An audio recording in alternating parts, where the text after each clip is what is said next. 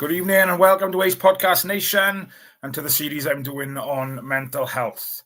As previous shows, tonight is about raising awareness, and if something we discuss tonight helps just that one person, then we are winning. Tonight I'm joined by current Caerphilly RFC head coach, Mr. Gareth Short. Good evening, sir. How are we? Oh, well, Matthew, how are you, my man? Yeah, not too bad, but it's been a while since we've caught up. I know, obviously, we've talked and messaged back and forth on social media, and I know, obviously, you were busy scheduling things with your coaching and work and kids, and we've been talking about this for a while, so I'm glad I've been able to get you on, mate, to be fair. So looking forward to it, mate. And yeah, me too. Yeah. It's been a long time coming. I mean, we've known each other for donkey's years, so and we've always spoken about stuff like this over a pint or after rugby. So it's nice just to sit down and probably discuss it. Yeah, definitely, but definitely me. So obviously I know you quite well. Well, I like to think I know you quite well. Probably not as much the last couple of years because we've been a good thing though, roots and things. But that's one thing about social media, right? And I know a lot of people. There's a lot of pros and there's a lot of cons, right? But the things I like to look at is that friends perhaps that you might not catch up with from one week to the next. You can still see posts. Like I love some of the videos you share of you and your boy going out golfing and this, that, and the other. And it's great because I think you sent me a photo when he was mascot when I was playing at Blackwood. That's right. It's bonkers, but how time goes, isn't it? Yeah, I spoke to him about that just now, and he was 3 then, so that's 7 years ago, or 8 years ago. Sorry. But yeah, same. Social media for me is exactly that. Just keeping tabs on my friends. I love to see you going down the football with your boy and seeing him play football. So it's got pros and it's definitely got cons though. So we'll probably touch upon that a little bit later. Yeah. So as I said, I know you fairly well. Obviously, anybody tuning in tonight is probably going to realize. I think it's Phil and Grant on on YouTube tonight. I suppose you can pick whichever one you want to be. I don't mind. But yeah, just give us a little bit of insight into you, Engar, and where you grew up, that type of thing. Yeah. So I'm a Snaggy boy, born and bred. But if you ask my missus, we've been living in Abertrador now for the last 20 years. So she reckons I'm an Arbor boy. We leave that one there. So yeah, grew up in St Gennydd with my older brother and my parents. Very lucky to be brought up by two loving parents. We didn't have a lot, but we had whatever we wanted. So my father would work his ass off just to provide for that family. So that's something I've taken from my father. It's just that work ethic and wanting to provide for his family. And that's massive for me. I'm sure we'll get into that later on. But yeah, something I brought from my father. But yeah, he was a docker, worked down in Newport Docks, and he'd do like 16-hour shifts, drive 45 minutes home, have food, go to sleep, get back up and go again. That was solely just to provide for the family. But yeah, I was like a skinny, awkward kid growing up. Never really had many friends. So we went to a Welsh school, and the closest Welsh school to us was like 40 minutes away. So I never really had any friends around St Gennydd at that time. So my best friend is my older brother. Probably to this day, except for my son and my wife, obviously, he's still my best friend, and he always will be. So it was a great upbringing. Don't get me wrong; it was really awkward because I made friends because of the distance from school, and then that kind of transferred into school. Then, so went to a Welsh school in St Gennydd. Had acquaintances more than friends. Then we went to big school up in Bargoed.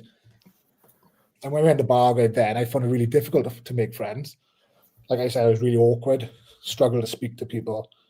And then to get people to sit next to me in class, they'd have to buy them bars of chocolate. So that was really difficult. The first year of school was like struggling to make friends. And even thinking back on it now, like that then turned into probably a 3 or 4 year period of being bullied. So by this one kid, he bullied me for 3 or 4 years until I eventually plucked up the courage to give him one. But that was just like thinking back, somebody just preying on the vulnerable type of thing. But yeah, that was my childhood really. Parents were mega loving, give me everything I wanted within reason. My best friends, my brother. But I just found it really awkward to make friends and speak to people outside my circle. Yeah. Wouldn't change I, then. I suppose that's. I suppose obviously now you've got older and you've got that bigger circle of friends, I suppose is a bit different. But obviously me knowing St Gennydd as it is, I know quite a few people from St Gennydd, and the battles we've had with St Gennydd in rugby over the years is a very tight-knit community. Yeah.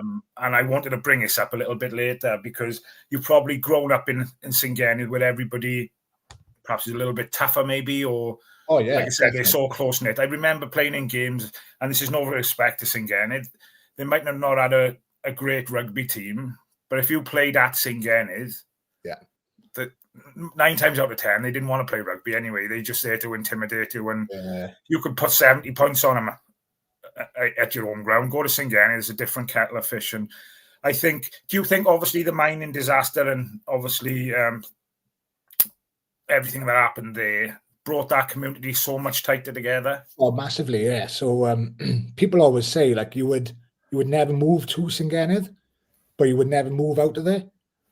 So people who are brought up, there's such a tight-knit community, and you've seen it over the years where the village have had losses, and the way that village then pulls together and supports each other is second to none. It's absolutely amazing.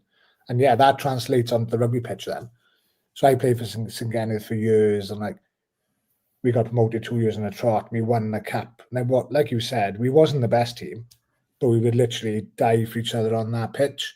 And we just created a bit of a brotherhood. And it's literally that village mentality that got us through a lot of it. But then, thinking back, that's probably why I couldn't make friends either. Because I wasn't in school with them. I didn't have that instant bond with them. But I was also an awkward kid who didn't really try to make friends either. I was just happy in my own little bubble with my brother. Yeah.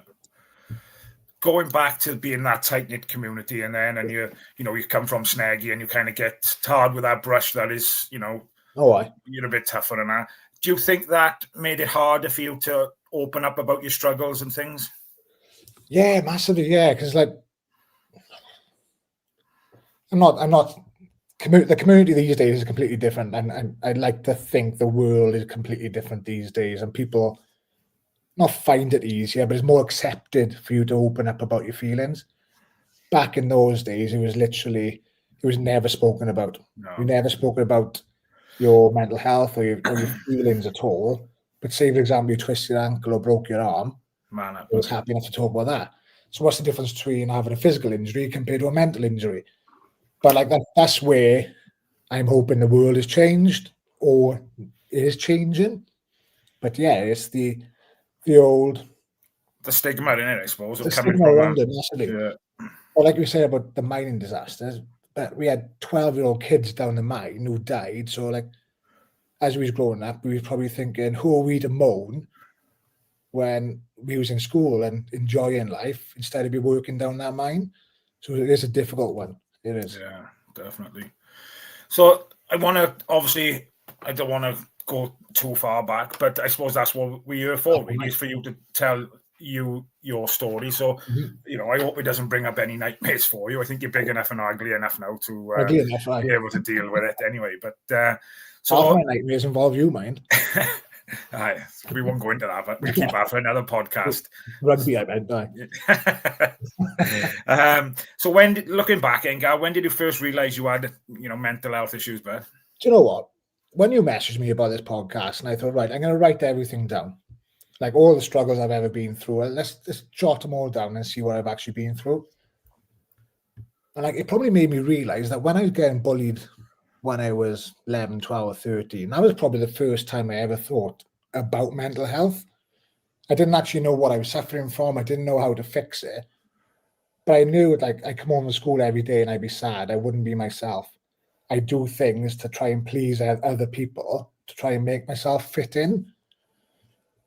So yeah, it's really awkward because like we just discussed, because it was never talked about. I thought it wasn't a real thing. I then got in my own head thinking, well, how am I feeling this way? So yeah, it's probably going back to, what's that now, 30 years. I've probably struggled with my own mental health. It's just I've never really dealt with it until I was in my 30s, probably. So I probably went 20 years. Do you remember Tom and Jerry cartoon? Yeah. There's one episode, I think they called, and you'll see it across many cartoons or ways of life, where Jerry had on one shoulder he had the devil, and on the other shoulder he had the angel. And I always genuinely thought that, yeah, I just got an angel and the devil on either shoulder, just fighting constantly.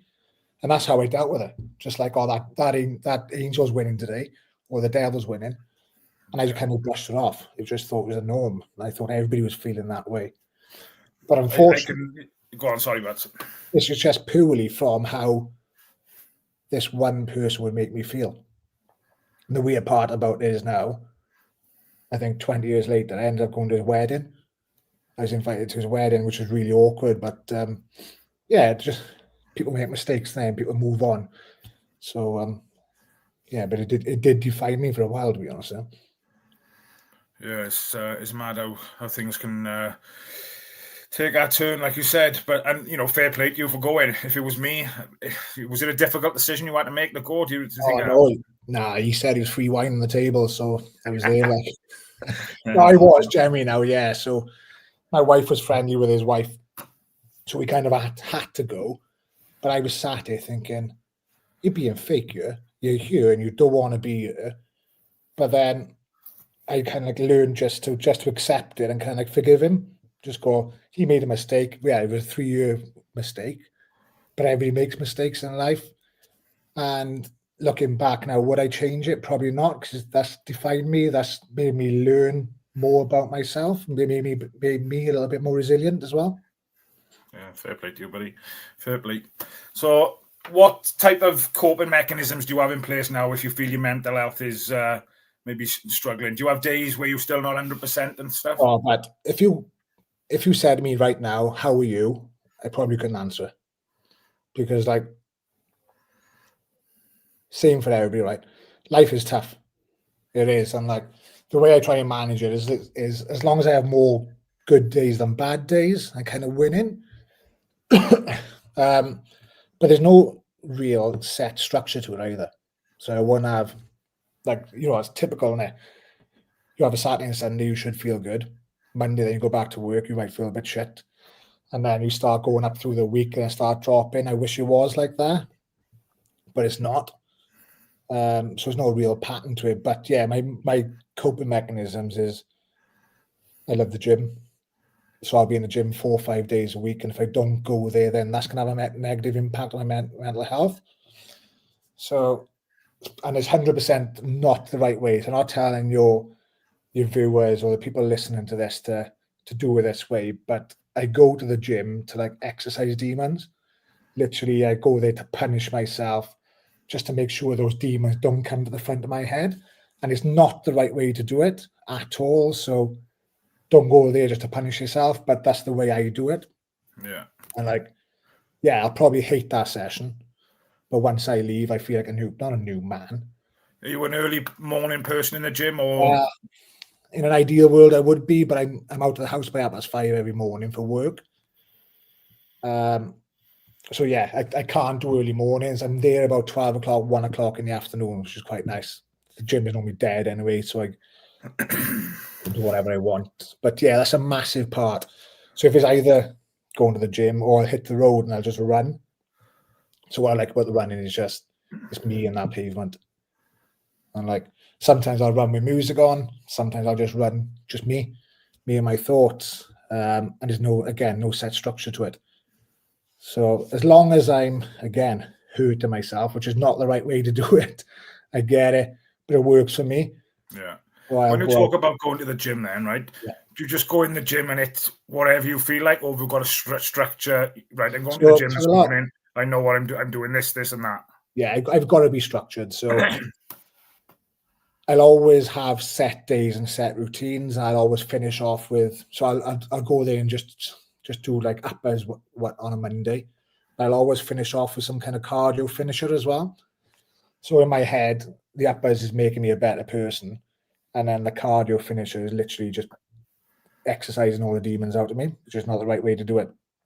But yeah, if I just go to the gym and try and wing it, I spend half the time on my phone thinking I'm looking at exercises, but I'm just scrolling Instagram or social media or something like that. So I just come off the back of like an 8-week diet plan with Mitch Starr. So that's helped me massively.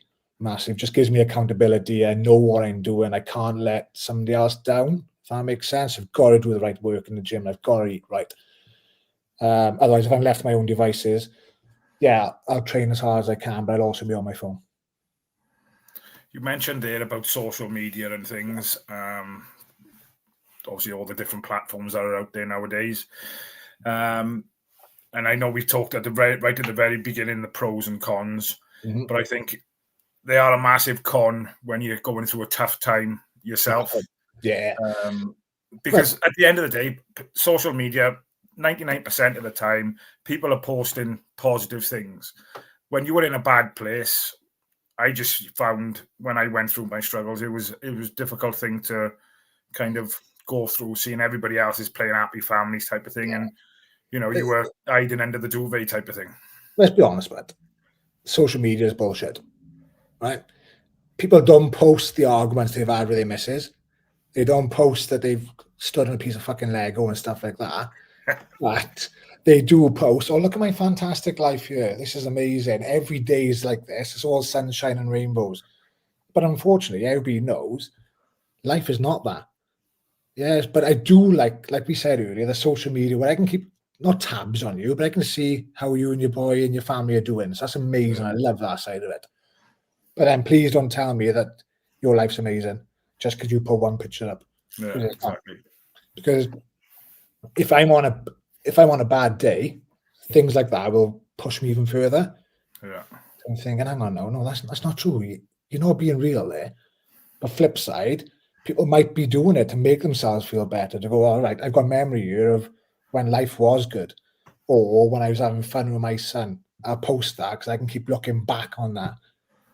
Do you get what I mean? It's really awkward, but like, yeah, social media's not real. It's not. And people who say it is, you're lying. And all these influencers and things like that, you're lying. Yeah. I'd like to see somebody who goes, right, follow me for the day. Today's been a shit day because of X, Y, and Z. I've argued with the missus. I've done that. I've had to work extra hours in work because we need money coming up to Christmas. You don't see that, unfortunately. No. You just see the sunshine and rainbows. Yeah. So you've mentioned the gym, Gaz, one of your coping mechanisms. I know you're quite fond of the contrast therapy as well.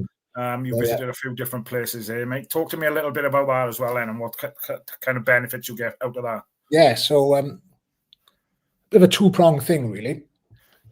So for the majority of people know about contrast therapy now. So it's like X amount of time in the cold tub, followed by X amount of time in the sauna. Yeah. I utilize it for a couple of different reasons. Yeah, in the back garden, I've got a cold tub. It's just a plastic tub. It's about that big type of thing. And I'll get in there. I suffer from osteoarthritis in my hips and my joints. So I had a hip replacement, like, 3 years ago now. So I use like cold water therapy to help alleviate those issues as well. So my other hip's starting to play up now. So that's going to be replaced in the next couple of years. But yeah, the cold water helps inflammation and things like that for me. But it also helps me mentally because I'm putting myself in a difficult position where as soon as you get in that cold water, you want to get out. Yeah, your body doesn't want to be in there. It doesn't want to be flight, innit? Sorry? Fight or flight, as they say. 100%, yeah, 100%. And unfortunately, you've got to train your body to go, no, I'm not running here. I'm going to stay in this. Because, yeah, there's so many benefits to it, like the brown blood, fat receptors and everything like that. There's so many more positives than negatives. But yeah, I utilize it quite a lot. But I also, we do it with, when we come onto this later on, the Better Than Yesterday boys. More of a social thing as well, because when you're in that sauna and you've got 6, 7, 8 people, there's a perfect opportunity just to bang ideas off each other and just I'm saying this now, let our hair down. We don't have to worry about that, Matt. But it's like I said, double-edged sword here. So for me, it's got health benefits because of the inflammation in my joints, but also it helps you mentally as well. And I'm thinking if I can sit in that, I don't know, 9-degree water for 9 minutes, then I always use the example when people ask me how can you do it, and you think, well, it's like going training or going to the gym. You don't really want to go, but once you've done it, you're buzzing type of thing. You feel amazing. And like the hardest part really is when you're standing, you got your feet in there. So like you've got to commit, and that's like life. If you want results in life, you've got to commit to it. You can't just go half-ass and go, I'm gonna dip my feet in by here and I jump out because my feet will feel brilliant tomorrow. Yeah. It's not like that. Yeah, you've got to commit to it, and you've got to go like balls to the wall and go right and tough and go for this now. Yeah, 100%. Yeah. Anything else helps coping with your coping mechanisms, but and things you like to do with you? Yeah, I've done all the physical things here. Yeah, so like the contrast therapy and the gym and the running, but the main one for me is like my support network with my son and my wife. So like they can read me like a book, even though my son is 11. Like he'll know when I'm having good days and bad days, not from me telling him, but just the way I am. And this is really selfish of me.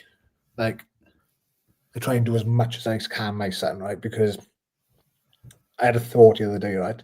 How many days left have we got with our kids that they want to spend time with you? Because they're growing up, and like we discussed earlier off camera, it's going to come to a stage where my son goes, Dad, hang on now, you're not cool enough anymore. I don't want to spend any more time with you. But at the moment, it's trying to spend every waking moment with my family, with my son, just because time is short. And like, sounds really selfish here. It makes me feel good. Yeah, it's lush to see the smile on his face because he loves spending time with me. But also makes me feel good. It makes me think, winner chicken dinner, isn't it? Oh, massively. Yeah, it's like I always question like these people, these fathers who don't want to spend time with their kids, who would rather be on the piss 24/7 or just non-existent in their lives. I'm thinking, boys, you're missing out massively. And like that's my biggest coping mechanism is I think, at the end of the day, but you mentioned right at the beginning about your dad and how much he worked and that work. I'm exactly the same. I never went without when I was younger. Again, wasn't spoilt, but my dad worked. He was there. If he was working on a Sunday, he'd kind of sneak out so I'd get the rugby and stuff. But he instilled that work ethic in me. And I'm exactly the same. I'd pick up extra. I think, again, we talked before we come on here about me picking up overtime and stuff on weekends. And you're doing it all for the family. And the kids don't perhaps see that. And you, a boy, perhaps don't see, you're out for 12, 14 hours some days of the week. But they will. Yeah, of course. I think, obviously, it was passed down to you from your dad, that work ethic. Yeah, and I think, is obviously going to pass down to you, a boy, as well. So I remember my dad telling me years ago, right? All he wants is for me to have a better life than what he did. And I was like, oh, whatever, Dad. It just doesn't mean a lot. But like, all I want is for my son to have a better life than what I did. Even though I've had a brilliant life so far, I've had absolutely amazing. But obviously, all I want is for my son to be better. And like I heard a thing the other day, like the only person that wants you to be better than them is your dad. Because that's what I want my son to be, is better than me. Yeah. But then, but if you're playing a board game on a Sunday with your boy, I know for a fact you were not letting him win. Well, he's at that age now when I can't, can I? I used to anyway, but my wife is the complete opposite mind. Even when she was 2 years old, he's like, nah, I'm winning this. Because unfortunately, failing is a life lesson as well, isn't it? Yeah, you're right. Like, everything's all about participation medals these days and everything like that. When we were growing up, mine was none of that. It was first, second, third, and that's it. Yeah. So, you go to school sports days now, they get a sticker or a medal for first, second, third, fourth, fifth, sixth, whatever, don't they? Or not even taking part. Yeah. But like, what is that doing to our future, right? So like, me and you go for an interview in a couple of months' time now, and we've always had medals for coming first or last. You get the job, I don't get the job. Does that then mean I can kick off and go, I've always had a medal though. I've always had what I wanted and I've never failed? And unfortunately, that's the way of the world now, isn't it? Yeah. But like, I'm a firm believer that failing's a life skill, because I failed many times, and I always fail. But like flipping it back to my coping mechanism is all about my son. Like, I just want to be that kind of dad that one day my son will look back and go, yeah, he was good. Yeah, he was always there. He wasn't on the piss 24/7. When I needed things to be fixed, he fixed things for me. And I'm trying to be that dad now where, you know, if my son does something wrong, I want him to go, shit, I need to ring dad. Not, I don't want dad to find out. Yeah. So like, yeah, it's a coping mechanism, but it's really selfish in me as well, because it makes me feel amazing to spend that much time with him. Like, do you get me? Yeah. Oh, happy days. We've just added, I don't know how this works, to be honest. I've never had a... Pressing buttons now. Yeah, good luck with the charity work. £2 donation. So cheers, Paul. Thanks for that, buddy. I don't understand how that works, but I'm sure Simon will be all over that. I think it's like a super chat thing or something you can do. And is it? Yeah. So obviously we've talked about some of your coping mechanisms, mate, and some of the difficulties you've had. I know obviously again before we come on live, you've kind of highlighted some of the things you've been through over the last few years. Yeah. So let's just have a little dive into some of the things that have happened in your life then, perhaps that have obviously had a significant impact in your mental health. Yeah, let's do it. So it might relate to others out there, perhaps. Of course. So, like I said, right, the first couple of years in school were difficult for me. Then I joined the rugby team, and then it was, I wouldn't say fine. School was still a challenge, yeah. But I kind of, because I didn't know I was suffering with mental health, it then meant I wasn't suffering with my mental health, because I kind of just put it back to my back of my head and go, no, you're not worried about it. And then, like I said, I was writing it all down for you, and I was thinking, back in 2008, I worked for this housing association in Caerphilly. And I had this boss. We've all had bosses like this, right? Who was like on a massive power trip and just like belittling people. But like, he just took it too far on me. Yeah, and he bullied me for about 2-3 years. So I come to the stage where I went off on the sick for 6 months. So I remember going to the doctors, like, oh, but I'm struggling to go to work tomorrow. I don't know what it is. I got headaches constantly. So the doctor drilled down a bit. He's like, stress, anxiety. I was like, don't know what that means. What do you mean? And the more I looked into it, the more I discussed things, the more like, yeah, that was me all over. And again, that made me think back to when I was in school, when that boy would bully me every day and he was taking my food off me, he was taking my money off me. And now I'm thinking, hang on, I'm a grown-ass man. And this guy is doing exactly the same thing to me. So that was like 2008. Didn't understand what mental health was again, really. But it brought it everything What was back. it, 2008? About 24, 25? Yeah, so 83. Yeah, about that, 25. 25, yeah. God, that was some time ago, mind. Yeah, it's mad. Well, obviously we're the same age, I think. I think you might be a school year older than me, I think. Either that or you had a paper round, I think. All uphill, all uphill. So yeah, that was difficult, and it ended up like, in the end, I got balls to this. I was going to go. I was going to find another job, because like it wasn't worth the stress and the pain I was going through every day. So left there, found another job. Everything was hunky dory then, until about 2014. So my wife was pregnant with my son. She had a phone call one day to say, "Oh, you're being laid off." She was like, "Oh, great." No, so the company was shutting down. So there's like no redundancy or anything. You know, great. So, but I was still working. So okay, no worries. I'll do a couple of extra hours now just to bring that money in. So anyway, my son come along. 2 weeks later, I had appendicitis. So the day I was due to go back after paternity leave, I got rushed into hospital, had my appendix out. I had a week on the sick again. And then all of a sudden, I just had this really bad stomach pain, horrendous. So I phoned an ambulance, went to hospital, and during the operation, I caught a deadly string of E. coli in my stomach. So they had to cut me open again from my belly button right down. I'm not going to show you, but nobody wants to see that. So come back around then, and the doctor's like, oh yeah, we got rid of it, we cleaned you all out and everything. Everything's sound now, but you can't play rugby ever again. I was like, what do you mean? There's only an operation on my stomach. Well, he's like, oh yeah, so many complications in his stomach. If you get tackled right now, yeah, I don't know, something will happen inside your stomach and cause serious damage. So I was like, oh, okay, no, okay. So bearing in mind, I've been playing rugby for like 15 years up until then. And like all I really knew was rugby. And at that stage, rugby was used for my coping mechanism. So rugby in those days was completely different, wasn't it? So it was. And yeah, looking back now, you probably didn't think it was your coping mechanism, didn't you? I think we talked again earlier about reflection and how important it is to reflect and try and kind of identify some of the things that may, lead you down the wrong path, and should we say, or not wrong path, but make you have them feelings. But yeah, so that was a kick in the teeth, but I would imagine. But when he told me, I didn't really process it because I was like, oh, it's only rugby, it doesn't really matter.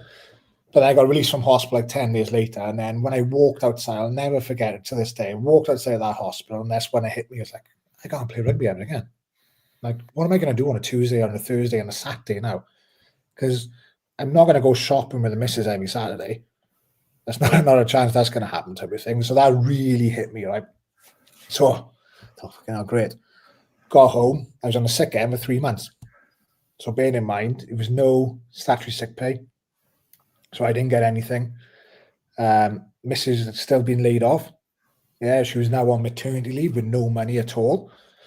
So there was no income at all coming into that house whatsoever. We had nothing coming in. So we took like mortgage holidays, so to make sure that the house got paid for.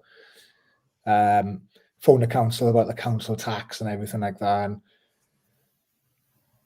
it's just really, like, I always think like I'm the man of the house and I should be the provider for the family. Yeah. And like, I was just laid up on the settee, couldn't move to cut open. I'd have nurse coming back before the house every day. And like, I got to get back to work. I got to make money because I got to provide for this family. Otherwise, we're going to fail in life, type of thing. And nurse like, it's not happening. So one day, very weirdly, our life insurance documents got sent to us in the post. So I don't know what it was. I think the missus was out walking my son in a pram, as they do in the back of the day, innit? So I was just flicking through this life insurance. I was like, oh, covers you for suicide. So I was like, hang on now. So if I kill myself now, the house is paid off. This is done, that's done, that's done. No more debt, type of thing. And my wife and my son is fixed for life. So then I went down a massive rabbit hole. And that's where my mental health like hit rock bottom. And I was ready to do it. Ready. And I'll never forget to this day. I was sat in the stairs. So just imagine this. Standard terrace house I live in. Front door by you, and you've got stairs directly opposite there. Yeah, exactly the same as me. But... Same as yours, isn't it? And so I sat there on the edge of the stairs, just looking up, thinking, yeah, perfect to do over there, type of thing. And I'm not proud of this at all. But again, it's defined me. This is what made me now. I was ready to go and commit suicide that minute, that day. And it was very weird. As it was in the darkest despair, sorry, but the missus walked through the door with a baby in her arms. I was like, oh, fuck. That kind of like snapped me back to reality then. Yeah. So I was like, in my head then, I just felt a little bit of conflict and thinking, she's better off without me. He's better off without me. Like the house and the bills and everything. But then I was thinking, flip side of that is, can my son grow up without a father? Like, what impact is that then going to have on his mental health? What impact is that going to have on my wife's mental health? Because, like, it's tough enough raising a kid. There's two of you. You know, it's like you leave hospital. They don't give you an instruction manual. Yeah, they do tell you by. So, anyway, it's something different. So they just give you advice now, don't they? How to take the photo of the father carrying their stroller from behind. But that's the other. I thought, like, it's going to impact my missus then as well, isn't it? So, yeah, I decided against it, but it was always at the back of my head because I always kept that insurance document to go, this is kind of get out of free jail card, yeah. And the only reason why I didn't follow through with it is because of the impact it's going to have on my wife and my son. So, I managed to get back on my feet, get back to work. So after her maternity leave, she went back to work, and then because we was both making money and everything was paid, we had to stop. We stopped those holiday mortgages on the house, and we was paying our council tax. I was like, "Oh, life's brilliant again, amazing." I got a 1-year-old son. He's starting to walk. He's starting to do this. Life is brilliant. I was like, okay. So 2016, I think it was, started my own business then with one of my so-called friends. Life was going really well at that time. So making a decent amount of money. Everything was paid. Woke up one morning and I was like, something doesn't feel right here. So again, leaving the house at 5 in the morning, went down to the garage, fill the van up, checked the bank. It was X amount of money, a lot of money taken from the bank account by my ex-business partner. Turned out he emptied the bank account, took one of the vans as well. So it was like a 2-year legal battle then to get it all back. I never got the money back, got the van back eventually. But then that just made me like spiral again, hit rock bottom again, because it then meant that, again, didn't have no money because there's no money left in our bank account. I then went back to the old, oh, you're not providing for the family. Your job is to provide. You're the man of the house. You should be protecting and looking after these people. And I couldn't do that. So it meant I was working every hour possible just to do that. So then I felt myself slipping back into that old habit again then. Yeah. Went upstairs. What did I find? Insurance document. Going, are we going to do it this time? But then exactly the same thing happened again. As I was in my darkest days, my son would walk into the room and go, Dad. I'm like, oh, snap, out of it. There's like, there's a bigger thing on earth than me. I think people need to find that. It's like, what's the reason? What's bigger than you? What's your purpose? Like, what's your purpose in life? And like people always say, like, I got my own business. I'm head coach at Caerphilly Rugby Club. I've got everything. I want to have everything, right? But ultimately, I'm just a dad, and I'm a husband. That's my job. Is to be the best dad and be the best husband I can be. But then, looking back at those times, I wasn't doing either of those at all. And all I kept saying to myself is, you're letting people down. You're letting people down. And ultimately, I wasn't letting anybody down because, like I said earlier, life is tough and life is shit sometimes. And I always say this to rugby boys, like, it's a test of character. How are you going to come back from negativity, and how are you going to change the way you are just to fix that issue you got going on at that time? But you know what it's like when you're down in the pits, all you can see is like negativity, isn't it? Yeah, it's hard to drag yourself out of it, isn't it? Absolutely. And I remember my brother, I think he's my brother anyway, he told me this kind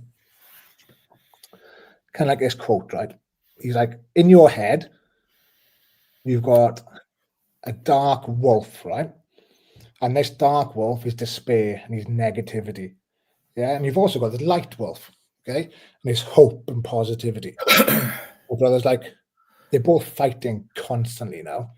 Which one of those wolves wins? I was like, I don't fucking know. What does that mean? Like, so my brother's like, whatever wolf you feed the most is the wolf which will win. That's purely down to life is tough. And if you want to feed that negativity and that despair, your life's going to be negative and you're going to despair at everything. I've never heard of that one. That's good. That is. I like good that. One, isn't it? Yeah. Yeah, so you've got that. Everybody's got those two wolves in your head. Yeah. So it very much depends how much you want to feed that habit. Yeah. Because you all know when life is good, isn't it? Because you're thinking positive and you're aiming for the future and everything like that. But when life is bad, you get into that rut then and going, oh, this is wrong, that's wrong. I don't like the way I look, or I got no hair, things like that, isn't it? Yeah, you can go to Turkey now, but you can go to Turkey now. I don't think I would, see. I like getting out of the shower and just doing that. It cost me a fortune, but. Fortune, but. You get buy one, get one free for us, so. Yeah. It's Yeah, bonkers. so that was like 2016. And then COVID hit, wasn't it? 2020. That's probably, and it was a horrible time for the world, wasn't it? And I get that. But like I said earlier, it was a really selfish time for me because it meant I couldn't work, but I was still getting furlough, still getting money. And it meant I get to spend 24 hours a day with my son and my wife. So that was a good time. Like all we done was I'd sit there for like 6 hours a day playing Fortnite with my son, and I was crap. But I was just spending time, innit? Because we'd be out the back garden. So that was. I feel really guilty for saying this as well because it's a horrible time in people's lives, but it worked for me because it just brought that bond back and everything like that. So it also, that's probably when I opened up a little bit more to my wife because I was stuck in the house with her daily. So it kind of made me talk about those type of difficult times because she didn't know about the insurance document. And to this day now, God knows where that insurance document is. She's probably hidden it. I hope put it through the shredder, but put it through the shredder. Exactly. So yeah, COVID came. Yeah, that was fine. And then I don't know if you remember it. One of my good friends, Di Evans, asked me to jump on board with a community interest company called Tackle Your Thoughts. Yeah. So it started off as an Instagram page, just posting daily like positive quotes and things like that. But then we turned it into a community interest company where we delivered like mental health awareness coaching sessions, rugby coaching sessions. So that was after COVID. Like we go out to rugby clubs and we deliver these sessions to youth age groups or women's teams and just talk about mental health conditions and what you can do. I found that really rewarding because like it was a chance for me to tell my story. But also you'd always find one or two people in those teams who you just see a little light bulb light above their head thinking, I'm struggling here. And like these rugby boys are struggling as well because historically, rugby boys, these big hard men, aren't they? Yeah. And like me and you know more than anybody. We're not big, we're not hard, and we're not definitely not clever. No. So that had a massive impact on the community. Really, really big. And like that's one of my, outside of my son and my wife, is one of my proudest things I've achieved. But then it got that big so quick, it kind of took over my life. And then I stopped working for it, which means I wasn't making money in the background. And that just got too much for me. And then every day... I'm going to jump in by just a sec before you go on anymore. Yeah. Did you used to take something from, what's the saying? Someone used to say to me, because I was all for helping others, helped me. Mm-hmm. But then someone used to say to me, careful how much you do, because if you put in all your eggs in one basket helping others, you've got to make sure you've got enough time to look after yourself. Because if you haven't got enough time to look after yourself, how can you look after your wife, your 3 kids, this, that, and the other? It's that old analogy now on a plane. Plane's in a crash. You put your mask on before your son's, but I wouldn't. Never would. I don't think any father would they? You put your son's mask on first before your own. That's natural. But you are right. Yeah, you've got to look after yourself before looking after others. And at that time, all I was doing was looking after others. And because every day was talking about mental health and negative mental health, that's where my mental health started to spiral again. Because you know what it's like? If all you hear is negativity, that grey wolf is going to come back and go, hey, look at me. Let's be negative constantly. Yeah. And yeah. So in the end, I was like, can't do this anymore. I'm going to have to jack it in because there's more to life than helping others, unfortunately. I got to help myself before I can help others. But again, that hit me then because like I like to help people. If I can't help people, it makes me feel shit. I'll take you back, right? And I've still got the book that you give me to this date. It must have been like 2018. Yeah. But there was a couple of you was coaching at Blackwood at the time, and I was captain, and that's where my kind of struggle started, I think. And I think there was if I remember rightly, there was probably a handful of us who probably going through a bit of a tough time. And I can always remember we met up the one night, and you brought us all like a leather back, notebook. And I've still got a book by you because I got my notes on it. It hasn't got the leather cover on it anymore, but I've still got a book, right? But even going back that far, he's obviously having struggles then, but perhaps not to the extent of, like I said, looking back, reflecting, identifying things that, do you know what I mean? So he's... Oh, yeah. I'll never forget, we used to meet down the Sea Tree. Well, what's it called? Toby Carvery, innit? And we used to have that chat. And gutted we had to meet there, I'll be honest. oh, I know, all you can eat food, like, gutted. But that was really... Rewarding is probably the wrong word, because, like, he was amazing. Because, like, the people I was meeting with, again, these big, strong rugby boys. And then to see you open up and to see a couple of other boys open, I'm thinking, shit, hang on, I'm not on this alone at all. And that's my mission, really, with the rugby club and everything. And then we'll come on to this better than yesterday, is to show people you're not alone in all this. And I can promise you, if you're thinking it, there's a lot more other people thinking those negative thoughts as well. Yeah, 100%. 100%. There's another, somebody else have put a donation in here. David Basanko, £5. Seeing how community open up like this is powerful. We're always stronger together.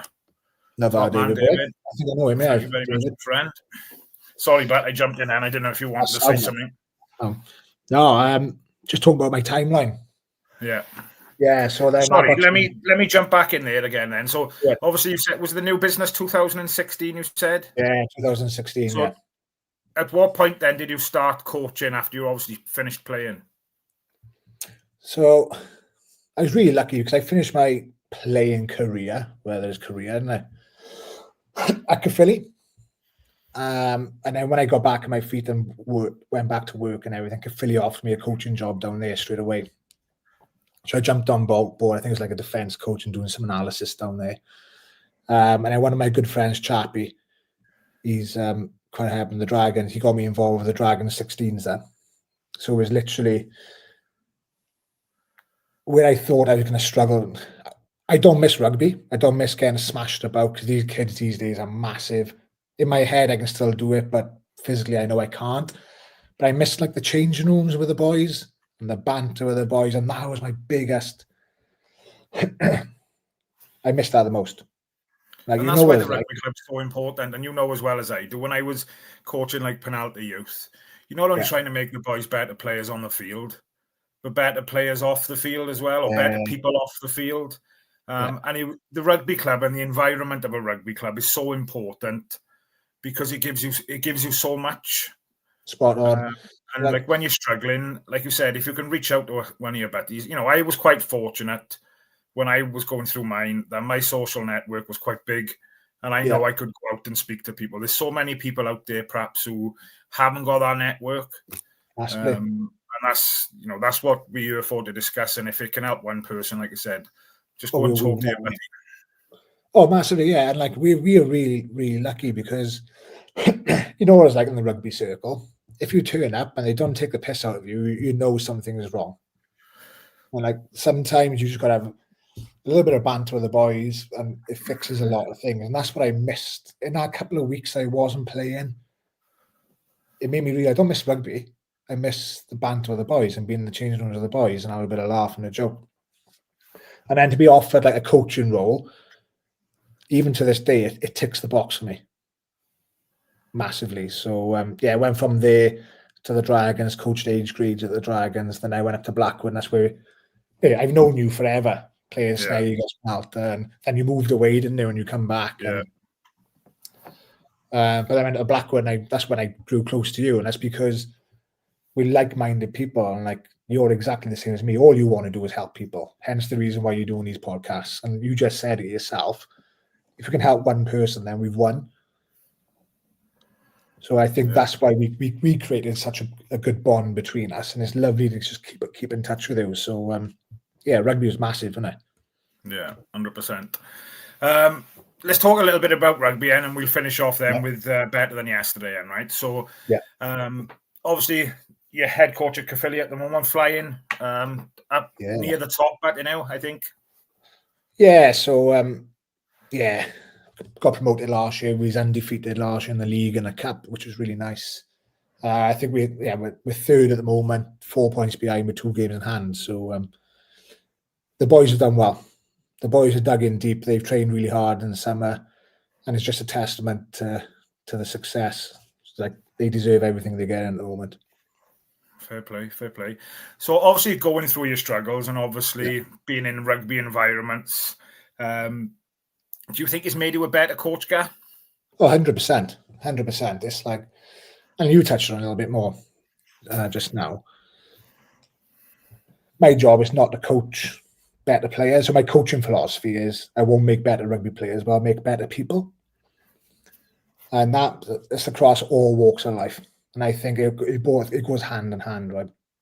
Like I want to create people to be as polite as possible, to back themselves as much as possible, to be open and honest with each other, to work as hard as they can for each other and for themselves, to be providers for their family, but to also be vulnerable. I think that's a massive skill we lack in society these days. Is just to put yourself out there and be vulnerable.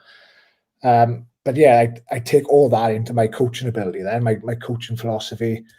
It just helps me understand people a little bit better, because like I keep saying, people are not big and strong at all, and you need to drill down a little bit further to find out what kind of person they are, and like what kind of coaching technique you got to use on that person.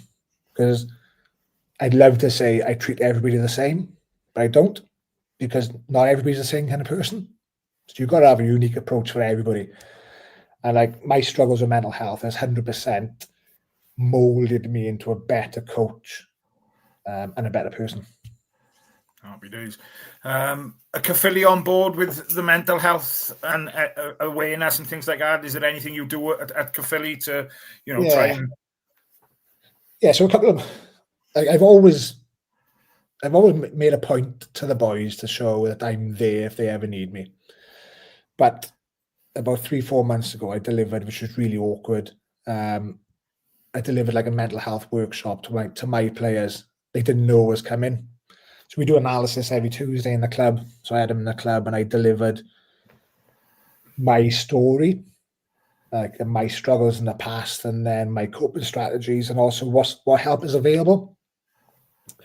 And that was a bit of an eye opener for the boys, because like I'm just this grumpy old man that never smiles, and to see me open up like that helped them massively. So that night then I had about 12 boys message me to say, I've been struggling for years, just I've never known where to turn. So there's something that I try and do constantly in Caerphilly Rugby Club, and the committee are always on board with this, which was lovely. It was nice because we don't do it for recognition at all. It went out on social media, and the feedback we had from that was amazing. But again, it just shows that, you teammates and all, they're just for on the pitch. Right? We're there for on the pitch, in the clubhouse, when you go home, on weekends, and every day of the year. Yeah, so that's something I promote, definitely is. Awesome. Yeah. I'll lead us on nicely then to Better Than Yesterday. Yeah. Tell us a little bit about this then, mate, and what all that's about. Yeah, so after that presentation to the boys, and I had like 12 boys message me, I was thinking, what help and support is out there for everybody. And don't get me wrong, I'm not, like, the help and support is out there with people like Mind and Signposted Company is absolutely amazing. I love it. Yeah, and the counsellors and the helplines and everything like that. And I absolutely love that. And like, I've been through it myself and everything with counselling. And I 100% recommend that initial. I can always remember the initial first one I went to, sat in the waiting room, just looking at that front door, thinking I just want to walk straight back out. Yeah. Well, I walked in and was like, right, where's that settee I lay down on then? Come on, where's the grapes? You're gonna fix me straight away. Where's the white jacket? Exactly. Oh yeah, straight jacket. But yeah, it's horrible. And like being vulnerable is horrible though, isn't it? Yeah. But once you overcome that, so like Americans, even when they're not struggling with their mental health, will still have counselling because they call it leveling up. So even when they're feeling good, they want to feel better, and they'll go to counselling because of that. But I thought like counseling's not accessible to everybody. Either you can't afford it, or you just won't let yourself go and do it. So I thought, like, let's just set up an Instagram page call it better than yesterday, because all I want to be is a little bit better than yesterday or the same. And like I said earlier, as long as I get more positive days than bad days, we're on to a winner. And then it turned into a WhatsApp group. So we think we got 30 odd boys in there now. And this is open to anybody. So they can go on the Better Than Yesterday Instagram page if you want to join it. It's just a community where people either check in on each other, they'll celebrate successes together, they'll talk about negative situations together, and it's just a massive support network where people can just be themselves. And like, you haven't got to turn to a counsellor, you haven't got to phone mind, you haven't got to go to some signposted company because it's too much. This is just a simple WhatsApp group where we go, boys, I'm struggling today. Or like on a weekly basis, I'll send out different colour hearts for how you're feeling. And then people will send what colour they're feeling. And then if you're struggling, one of the boys will reach out. So it's really nice, and it's really, what can I say, fluffy and making feel good factor where, again, I've never heard of a WhatsApp group called Fluffy before, mate. Fluffy. Yeah, that must be a snaggy thing, but it's fluffy. Yeah, it is. You've been involved in some rugby WhatsApp groups, that's why, and they're completely opposite. But I get what you mean. But is obviously I'm involved in that group, and it's like no one's judging anybody. Oh. If there's positive comments in there, there's thumbs up and there's words of encouragement and things. And like you said, is a positive place to be in. Is that open to anybody watching tonight if they wanted to? Tell me now. It's not just for rugby players, but we're looking. Not at all. And it's not just like people. There's a big push at the moment on men's mental health, isn't it?